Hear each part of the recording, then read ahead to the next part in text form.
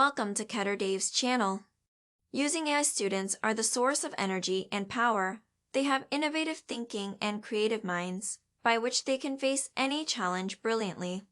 Learn about Kompozer and how to install it on your computer.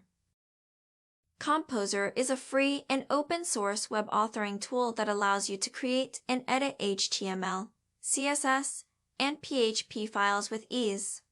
In this tutorial, we will show you how to install it on your computer. To install Kompozer, you need to first download it from the official website. Make sure to download the latest version compatible with your operating system. Once you have downloaded the installation file, run it and follow the installation wizard. You can choose to install it in the default location or choose a different location.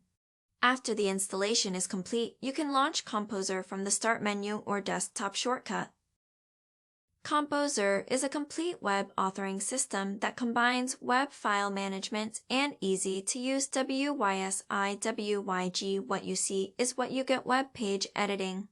With Kompozer, newcomers will quickly and easily be able to produce new web pages. Congratulations! You have successfully installed Kompozer on your computer. You can now use it to create and edit web pages easily with its user-friendly interface and powerful features.